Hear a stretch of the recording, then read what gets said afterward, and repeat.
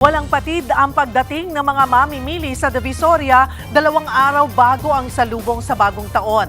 Mapaprutas, pampaswerte at 2026 t-shirts abay pinipilahan. Live mula sa Divisoria sa Maynila, nasa frontline ng balitang yan si Gerard de la Peña. Gerard, magkano na ba ang itinaas sa presyo ng mga prutas at iba pang bilihin dyan?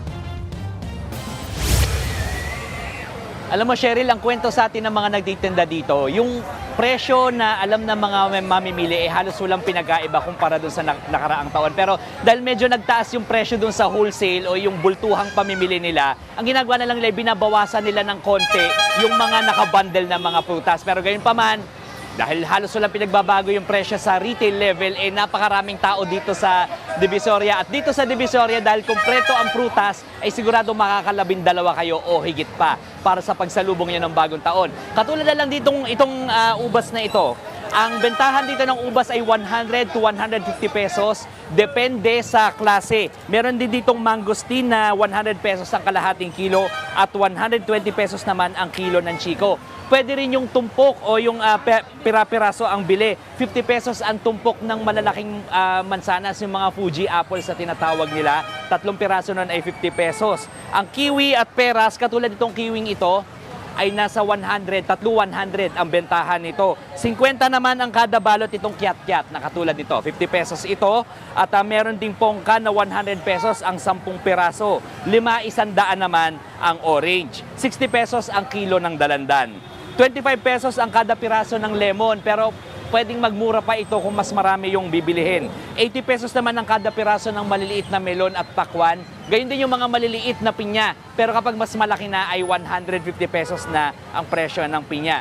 Siyempre kapag New Year ay may mga Lucky Charms din. Katulad dito may nakita tayo dito sa Divisoria. May binebenta dito mga maliliit na gintong kabayo na figurines. Ang bentahan niyan ay nasa 80 pesos. May nakita rin tayo doon mga maliliit na bote na pinaglalagyan ng bigas, ng asukal, ng bulak, at ng kung ano na pa mga pinapaniwalaang pampaswerte kapag bagong taon. 35 ang isa nito pero pwede ring 300. Meron din tayong nakita mga palay dito, 20 hanggang 25 pesos ang bentahan. At syempre, dito sa Divisoria pinipilahan din yung mga kulay teal na t-shirt, yung parang blue-green ang kulay, dahil yung sinasabing color of the year for 2026. Nasa 120 hanggang 160 ang bentahan ng plain na t-shirt na ito, depende sa size. Kung gusto niyo may print na 2026 at may image ng kabayo, ay 50 pesos ang idadagdag para sa printing.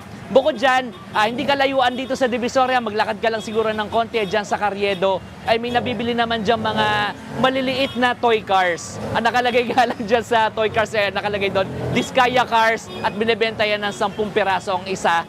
Magandang pangregalo yan. At dito sa Divisoria ngayon, kung makikita nyo, hindi pa talaga ito yung bugso ng mga mamimili dito. Ang sabi ng pulisya dito, bukas at saka sa December 31, pwedeng dumoble o trumiple pa yung dami ng tao dito. Kaya yung mga may balak pumunta dito, nako, wag na kayo magsama ng bata dahil baka magkawalaan lang dahil sa sobrang daming tao dito. Wag na rin magdala o magsuot ng mga mamahaling gamit. At hanggat maaari, mag-commute na lang o magpahatid sundo na lang dahil sigurado pahirapan ang parking dito sa DV.